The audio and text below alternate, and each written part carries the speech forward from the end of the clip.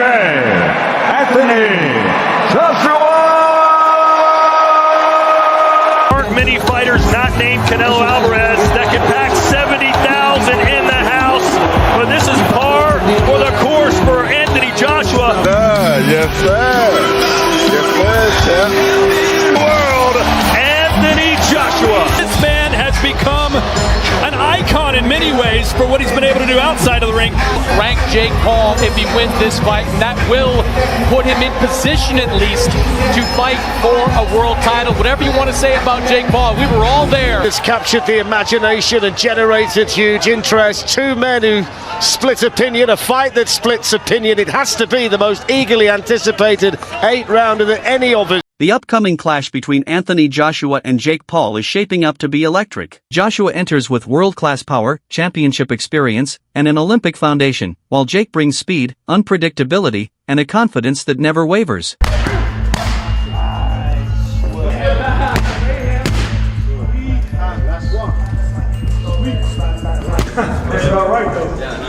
Rock, they said no photos, Rock. Huh? They said no photos.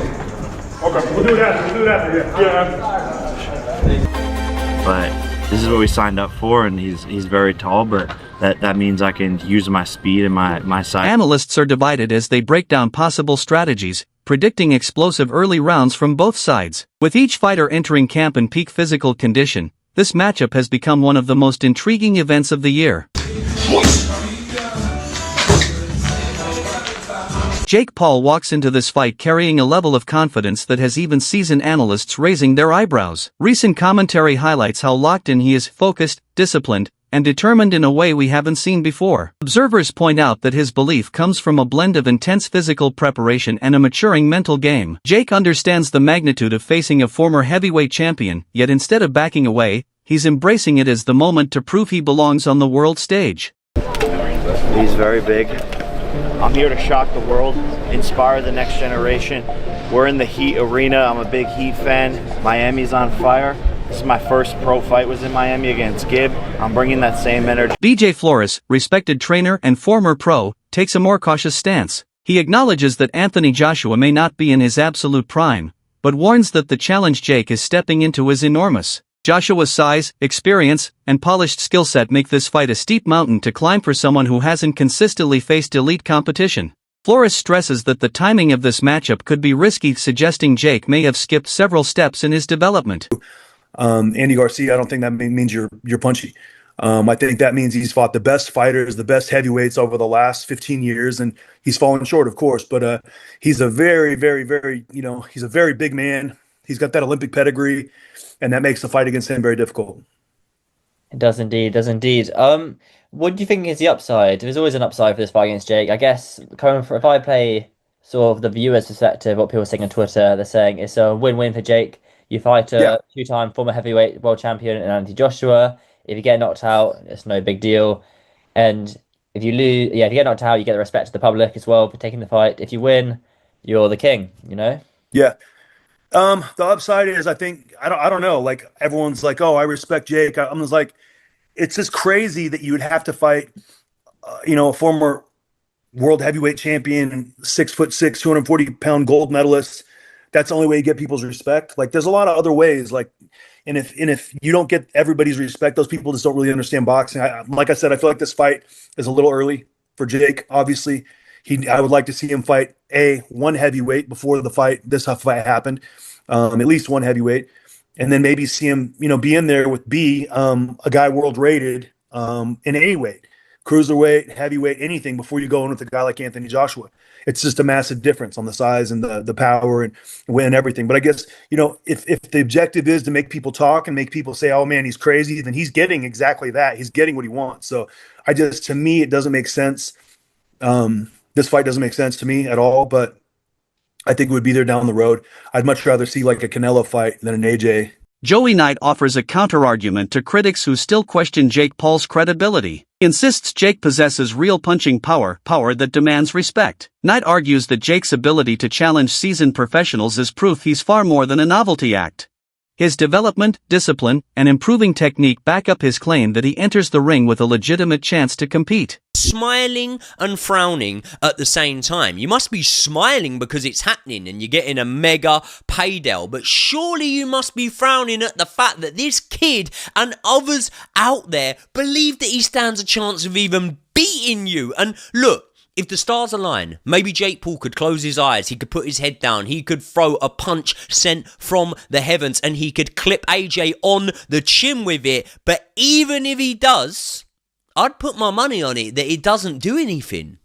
I don't think it does anything to Anthony Joshua, even if Jake Paul does manage to clip him, because Joshua's never been hard to hit anyway. But the difference between getting hit by a Jake Paul and getting hit by a Daniel Dubois is monumental, and even that is an understatement. And the difference for Jake Paul in getting hit by a Nate Diaz compared to an Anthony Joshua is ridiculous. It's ridiculous. What do you think AJ would do to Nate Diaz? What do you think AJ would do to Tommy Fury? Come to think about it, what do you think Francis Ngannou would do to Jake Paul? And look at how that went. So either way, what I'm saying here is quite simple, right? Jake's style is very, very easy for Anthony Joshua to navigate. And that is even if the skill set between the two were on par, because although he's getting better at them, Jake still makes many fundamental flaws. He leans over his front foot when he jabs, and that's a problem, because when you do that, you're always gonna have the potential to be countered. Experts examining the matchup point to one massive gap: experience. Anthony Joshua has spent years battling the best heavyweights of his generation. Even after a 14-month layoff, his history against champions and knockout artists gives him an understanding of ringcraft that Jake simply hasn't faced yet. Analysts believe that Joshua's ability to adapt, read situations, and apply strategy may matter more than raw power, and could become the defining factor on fight night. Correct me if I'm wrong, right? And just to clarify, I don't class Otto Wallin as a very competitive fight. Every competitive fight that AJ is in from now until the end of his career, and has been in for the last few years, I believe has taken something out of him. Every time he's in a competitive fight, even when he's won, and I'm not saying taken out of him to the extent where he's no longer a good fighter, no longer can do anything, but every single one has taken one out of him. So let's say, for example, you go down the Tony Yoka route and you can sell it as the 2 Olympic gold medalists and whatever. It's a lose-lose, mate. You're expected to knock him out. If you don't, then you go the distance. I think that's going to take something out of you. I actually think that this could be better prep for a Tyson Fury fight. Not just mentally as well, because he smokes him and it looks great, and then he's confident. This is what I'm saying, right? Not just from a stylistic boxing standpoint, but from the mental standpoint of the fact that if you go in there and you smoke Jake Paul, straight away, all of a sudden, it's headline news, it's massive, and as well as that, you're coming in off the back of something that's impressive, right? We all felt like the Francis Ngannou performance was really impressive, but it wasn't followed up with an impressive performance. So it doesn't actually determine whether or not... This is worse. This is worse than that. I don't know what you're thinking, Lawrence, but the Ngannou one, you could at least say heavyweight. You could say that his pedigree. So we didn't really... While he was coming from a different kind of method of fighting, end of the day, he's still a champion. Recent breakdowns from Bart Kwan, Joe Jitsukawa, Ryan Aim, and Steve Green highlight a dramatic shift in how the boxing world views Jake Paul. What began as a social media experiment has evolved into a legitimate athletic career.